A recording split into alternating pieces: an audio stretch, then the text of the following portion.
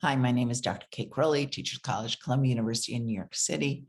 Welcome to Module 2 of our course, Ethical Practice Through Evidence-Based and Culturally Responsive Disability Evaluations, Clinicians, Supervisors, Administrators, and Researchers as Agents of Change. In this Module 2, you're going to look at SLP Changemakers. What is an evidence-based, culturally responsive evaluation? And Dr. Miriam Baigorri will talk about that. Hello, my name is Miriam Baigorri, and I'm assistant professor at Long Island University in Brooklyn. I'm also on the faculty of the Bilingual Extension Institute at Teachers College, Columbia University. I'll be talking about ethical evidence-based practice through culturally responsive disability evaluations with a focus on facilitating change at the graduate school level. In order for our students to receive appropriate diagnoses, we need to make sure that we're training our future SLPs in how to conduct culturally and linguistically appropriate evaluations. Before I talk about how I teach my students to conduct culturally and linguistically appropriate evaluations, I want to give you a little information about my students. So my students, before coming into the program as undergrads, they report that they were exposed to standardized tests in undergrad. So they've heard about these standardized tests, but they've never conducted a standardized test, or only a few have. But none of them have ever conducted anything other than a standardized test. And most have heard about evidence-based practice, but don't necessarily know how it applies to the ASHA Code of Ethics. And most have heard about the importance of providing culturally and linguistically appropriate services, but most don't fully understand how to apply it or what it really means. Similarly, and interestingly enough, the students who I have at the Bilingual Extension Institute at Teachers College also come in reporting the same. And now they've had their masters already and they're coming for their extension. And the majority have only used standardized tests. And they also feel as though that there's something going wrong, that they're either misdiagnosing, overdiagnosing. And so they do know the importance of providing culturally linguistically appropriate services, but not sure how to do it. And so I'll be sharing with you in the next few slides on how I teach my grad students and the SLPs who come to the Bilingual Extension Institute, and I teach during the preschool evaluation module on how to go about doing this. And so the first area that I focus on is the parent interview, getting that background information. And there are several questions that should be asked, but I'm only going to focus on the critical questions. So one of the questions that I have my students practice asking is, well, what is the child's language and dialect acquisitional history? So what language was the child first exposed to? Was the child exposed to more than one language? When did they acquire their second language? Where is the family from? When did they arrive to the country?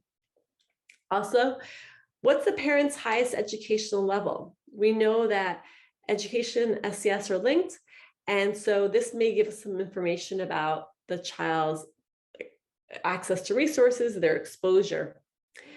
What's the family history of speech and language problems, or the family history of academic issues? We know that there's a genetic predisposition to speech and language issues, and so that's good information to get from the parents. Has there been any significant changes in the family structure? Has there been a death? Is the child in temporary housing? Well, that may affect the way the child performs in school and definitely during our evaluation. This next question, I spend a lot of time with my students because it's a very important question to ask the parents, but later on when they look at their results, they have to also look at their results through this lens. And this is what the question is, well, How does the student's communication skills compare to peers or siblings at the same age? And so we want to make sure that we're comparing this child to another child of a similar cultural and linguistic background. Unlike a standardized test that's comparing this child to someone of not the same cultural linguistic background, we want to make sure that we're making a fair diagnosis. And the only way to do that is to compare the child to someone with the same background.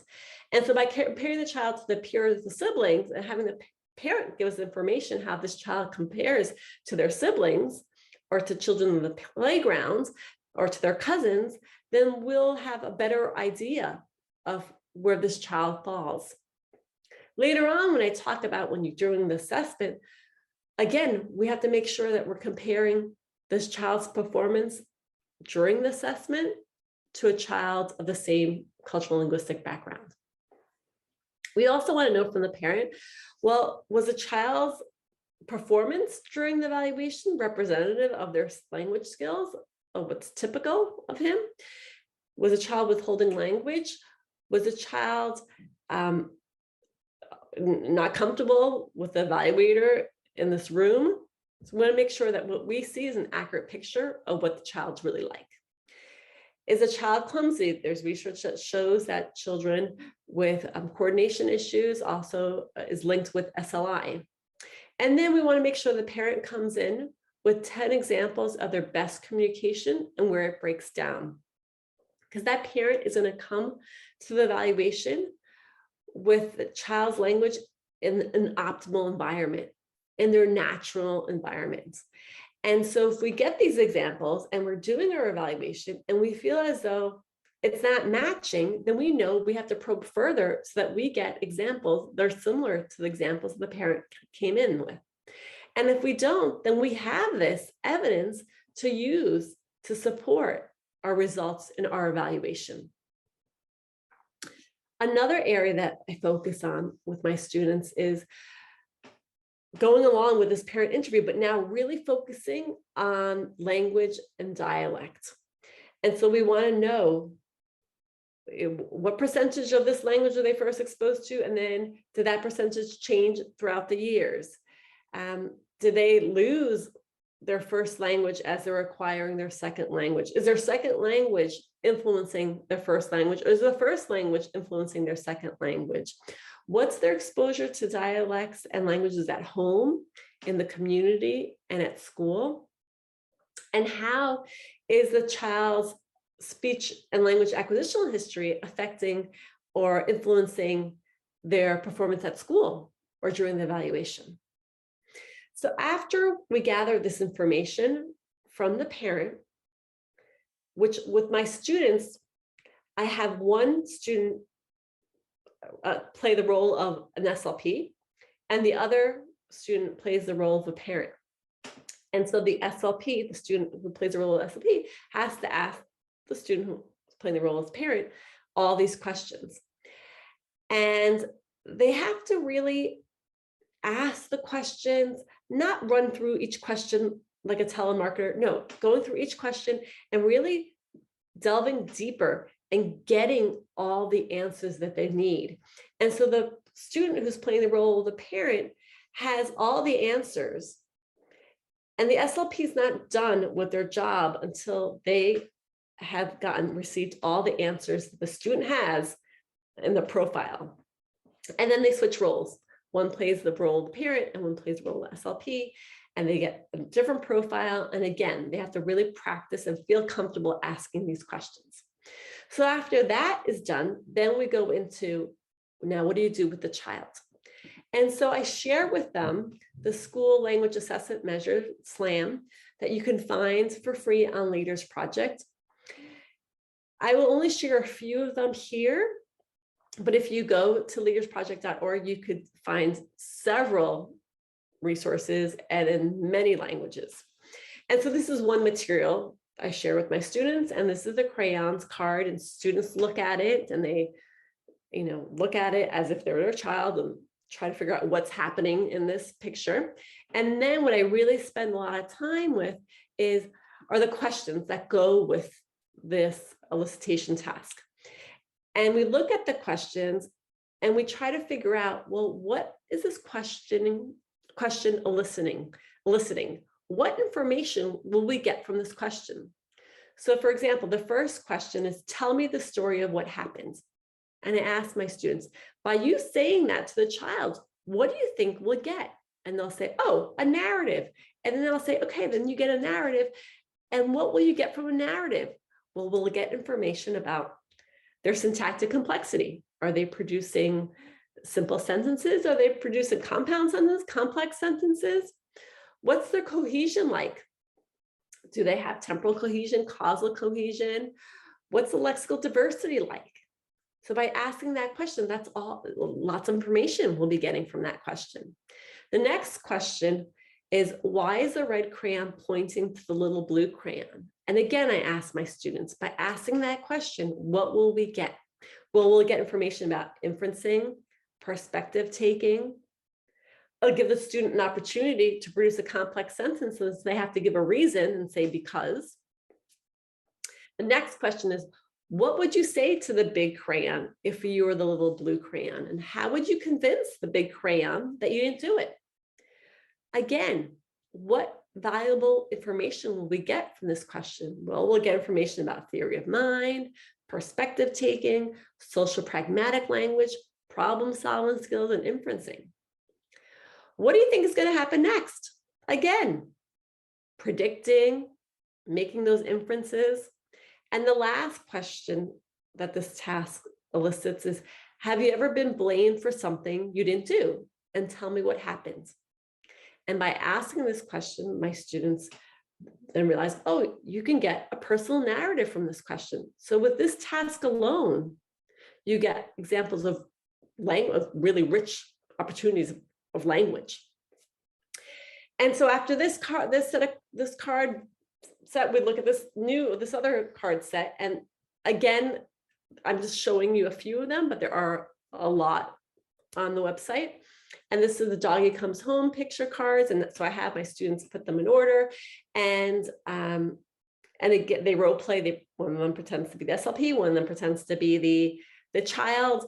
And they have to sequence them. It's not a sequencing task. It's more when you put them down and you put them in order, that helps you make those connections. And if there's too many cards for the child and the child can't handle that, then you put less cards, or you put them and you help make those connections while you're looking through all the cards. And again, these cards come with questions. And we, as my students and I, we look through all the questions and we ask ourselves, like, what kind of information can we get from these questions? What valuable information what will this help us figure out? How will this contribute to our evaluation? And we go through them all. And then I share with them the scoring guidelines. And as you see here, there's scoring guidelines for all these picture cards. And they start at preschool level and they go all the way through the high school level, and you score them, and it gives you an idea if there's likely typical, if the child needs further probing, or they probably need some support. But I stress to my students that this is not only it. We have to make sure we get information from the parents. And after we're done with everything, we have to make sure we get information from the teacher. And that's what's going to really help us come up with a final conclusion. And there are also other measures that I'm going to talk about now that we have to include. The understanding spoken stories, picture cards in the SLAM. You read a story to the child and you ask them questions. With my students, we go over the questions and we try to figure out, well, what are these questions eliciting? Oh, by asking this question, you're seeing if the child can understand the story. Can they make those connections in the story? Can they identify the main idea? Can they recall details? Can they make those inferences? Again, a valuable task. The next task that I introduce to my students to is a non-word repetition task. And I let them know that this assesses phonological working memory, speech perception, phonological assembly, and short-term memory. And that these skills have an impact on phonological awareness, word learning, and overall language acquisition. And unlike a standardized test that really takes into account the child's prior linguistic exposure, this task the SLP has to ask a child a non-word, which they've never had exposure to. And so you have them, you say a non-word, a list of non-words, and the child has to repeat them. The non-words differ in syllable length and complexity and sound combinations. And then you analyze it by the number of consonants correct or the number of items correct. And this non-word repetition task comes in several languages, all depending on the phonemes of that particular language. And so this is an example of the English non-word repetition task. And you see the list of words that start off with the 1 syllable level and go all the way up to the 4 syllables, and with instructions on how to actually score it. Another dynamic assessment task that I introduce my students, and we have a good time doing this one, is the fast mapping task. And so what fast mapping is, for those of you who are unfamiliar with it, it's a valid tool to use with children with diverse linguistic, socioeconomic, and cultural backgrounds. It's all about novel word learning, and it's good to use for preschool and school-aged children. And unlike a standardized vocabulary test that really is testing and differentiating socioeconomic status versus semantic knowledge, and is really looking at the child's prior exposure and not exposure to these words, this, you present the child with unfamiliar words. And so you're really looking to see how quickly a child can learn language. And so you present the child with 6 items, 2 familiar and 4 unfamiliar. And so with my students in class, what we do is we try to come up with different place scenarios and how you can elicit this fast mapping task. And so I start off with one place scenario, and that I've got a play kitchen, I've got a pot, and I'm making soup. And I tell my students that I've got these different ingredients. I'm going to include corn in my soup, and I'm going to include tomato in my soup, and I've got the plastic corn, the plastic corn and tomato, and then I've got these 4 unfamiliar items that they've never seen before. One of them I label a cube, the other one I label today, and the other 2 I don't give labels to, I just have them there so that it's harder to guess. And I tell my students that I'm making the soup and I need them to help me make the soup, and I want them to pass the ingredients when it's time to pass them. And so first I'm going to put the corn in. Can you pass me the corn? They give me the corn. Next, give me the today. They give me the today. Can you give me pass me the tomato, pass me the cube. And I let them see how well they were quickly able to identify these items. They quickly learned what these items were. They've never heard these words before or ever seen these items before, but look, they were able to quickly learn them, just like you would do with a child. Can they quickly learn these words? Or do you have to repeat them several times and they still don't get them? And then we switch roles, and my student is the chef and I'm helping, and they label the items and they ask me like, hey, pass me the today, pass me the cube. And if I tell them, see, look how quickly you've learned the words. Now it's not just receptive, but expressively you're able to say them. And so then I have them come up with different play scenarios and coming up with ways that they can elicit this task. And they come up with such creative ways and fun ways on how to elicit fast mapping, and they see the value in it. So after working with the child, then the next important part of this evaluation is the teacher interview and looking through the portfolio. And I tell my students that students spend a lot more time with their classroom teacher than with the evaluator. And so the teacher can really give them a lot of information. So you want to make sure that you look at their child's portfolio, their classwork, their homework, ask the teacher how the child's doing in those language-based academic areas, such as reading and writing, but we also know there's a lot of language and math. What the child's performance has been like over time, what their strengths, what their weaknesses are. Does the child receive any support? And if so, has it helped them? What's the school like? What's the demographic of the school? What are the expectations of the school? How do they handle differentiated learning? Does the child come to school regularly? Does the child have any challenges? Does the child complete their homework, complete schoolwork? What's the language like in the classroom? What's the language like of his peers? Are they in a dual language program or in a transitional bilingual program? Do they get pulled out for services? And if so, is that helpful?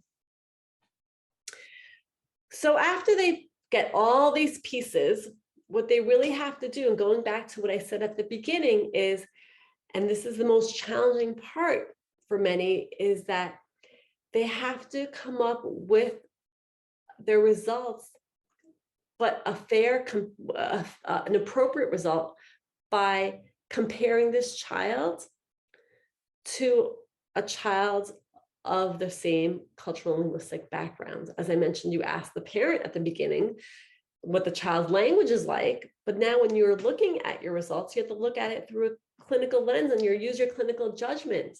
And that takes time. That takes, you do this evaluation several times, and you get to see children who perform typically. And then you compare the child that you're seeing, who's of the same cultural linguistic background, to that child who performed well or average. And then you see, where does this child fall? Does this child typical to, like the normative sample that you've just gathered? Or does the child need a lot more support than the other children that you've evaluated? Or is this child doing a lot better than your normative sample?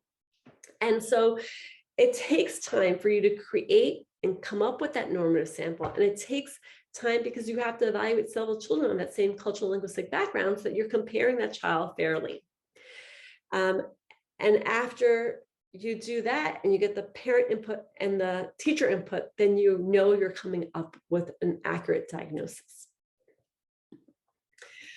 But I know that in the future, my students there'll be future pitfalls. And I know that because I mentor SLPs in the field who are confronted with misconceptions and myths. And so I want my students to be advocates and to feel secure in their responses. And one misconception they may hear is that, hey, it's quicker to give the self than to give the slam.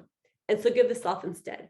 And by giving the slam to each other and by them seeing me doing videos of me doing with other children, they see that that's inaccurate. It's quicker to do the slam and you get very good information. And the last piece of information that I'd like to share with you is that my students in the future may have colleagues or supervisors who are not up to date. And so they may be doing things differently because they just don't know the latest research. And so I want my students to have the latest research. And so from the very beginning of grad school, they're all required to become NISLA members, so they have access to research and to get in the habit of looking at articles and continue to do that when they graduate from the program and are future SLPs, and then could share these resources with their colleagues. Well, thank you, gracias, and I hope that you found this helpful, especially for those of you who are working with graduate students and how to prepare our future SLPs so that we are doing evidence-based practice with culturally, linguistically appropriate services. Thank you. So you may say, how do I make these changes? I heard what Dr. Baigorri said. I heard what the research said. I've known that. But what can I do?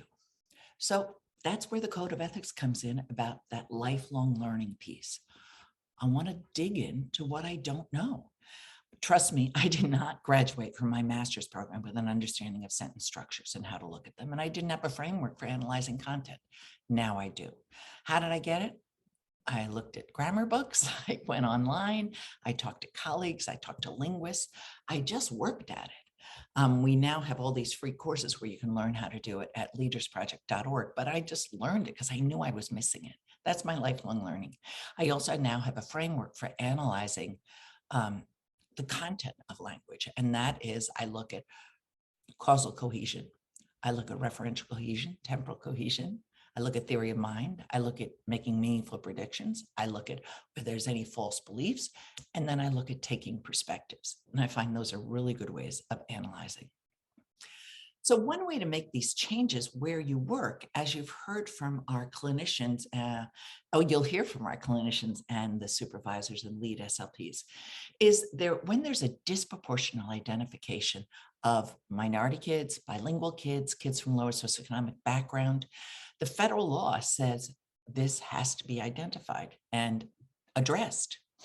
And so often school districts have either an under referral or an over referral, happens all across the country. And your administrators and supervisors are looking for ways to address this problem. If you're primarily using standardized tests, your district is primarily using a standardized test to identify a language disorder, and you're in a district where there's kids who are not from mainstream American middle-class school learned cultures who are exposed to varieties of English other than standard American English, then that you may have a way of bringing this up into the discussion where it's the assessment process that is faulty, not the evaluators. So how do you make these changes? Another way of doing it is to begin to change your evaluations gradually as your skills build. Include a description on why the evaluation is different. Don't make it confrontational, just descriptive and a bit educational. The federal law, IDEA 2004, requires that all assessment materials be valid and reliable, free from racial and cultural biases, and be able to distinguish a true disability from lack of adequate instruction in reading or in math, or from limited English proficiency. None of the available norm reference assessments can do this with this child. Current research shows that data must be drawn from a variety of sources, including teacher and parent interviews, dynamic assessment, non-word repetition tasks, and language sample and analysis, and other ways of eliciting and analyzing the student's language skills. This evaluation provides an analysis of the data gathered and an evaluation using the evaluator's professional clinical judgment to determine whether to recommend this student that the student needs a speech language IEP. So that's what I put at the front of my evaluation, right where the language section starts. And one thing to do, that's not enough, your evaluations have to change. So instead of score-based, okay, we understand that. But when you're talking about, say, referential cohesion or causal cohesion, give examples of how the child showed that, or give examples where the child did not show that. Where were the things that the child was not able to do? So really give examples, and that will strengthen your evaluations so much. At leadersproject.org is a free website. Everything is free. You don't have to give your email or anything. You just can go on it and download materials. So we have the school age language assessment measures. They're evidence-based language elicitation and analysis. And there's things that are meant to be, so you could do a Spanish dog comes home and a bunny and an English dog comes home, and they're very related in terms of the level of language that's being looked at and what they're looking at. Lost cell phone, baseball troubles, and ball mysteries, also very related. We're looking for similar things across all of these language samples because that's what the research tells us to do. We also have understanding spoken paragraphs where I changed them so the assumed experience would be something that my kids in New York City would have had experience, because that was one of the problems. They didn't have that shared experience that was assumed in some of these. So Burger King, going to Burger King, forgetting your wallet, and a snow day, how that information gets communicated. You can see them.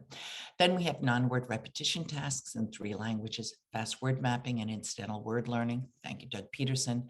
And then the critical questions for parent and interview and teacher interview. The SLAM materials are available in over 20 languages. They're right there on the website. I love to see Google Analytics just gives demographics of where people are coming from. And it's so exciting. Like we put up the Arabic ones. People from all over the Arab world are using them. Similarly, of course, in Brazil. And we just put up the Kiswahili ones, which are from my friend a colleague in Tanzania who sent them. We then have the SLAM guidelines for analysis. We have them translated into Spanish as well to be used internationally, or if you want to use them in Spanish, you can. But this helps whatever question you have, you ask the kid, or whatever skill you ask them to do, like tell me the story of what happened. You write it right in there, and the scoring is 0, 1, or 2. We also have a quantification after using this with about 50 typically developing kids. We have, and now this is not the only thing you use, but based on this particular part of your assessment, Bunny goes home. If they have a score of 14 to 18, they're likely typical. 10 to 13, they'll need further probing, and below 10, they likely need services. But this is just one part of a comprehensive language evaluation. We have the SLAM materials in Spanish and English at Boom Cards. You can actually move the cards around if you were using an iPad. And then if you want to learn some of the skills we've been talking about, we have these free courses at leadersproject.org. Under online courses, you have to complete a 40-question assessment with 80% correct. In order to complete it, you'll get a certificate that you can use showing that you've done certain professional development, or we also, if you're eligible for ASHA CEUs, you can also get ASHA CEUs, and there's no charge for anything on this website. We also have the preschool language assessment measures we put up recently. We don't have the quantification yet. We're working on that. This took us about 2 years to get it to the point where we felt it was appropriate and it was resonating with kids. They like it. And it's also, there's graduated prompting. So there's a dynamic assessment piece of this, which is pretty exciting, thanks to the research by Pena and Quinn and by Patterson, Rodriguez, and Dale in 2013 and 2020. So we should be, we're working on the quantification now. So again, here's all the materials available to you. Thank you, and I hope you found this useful.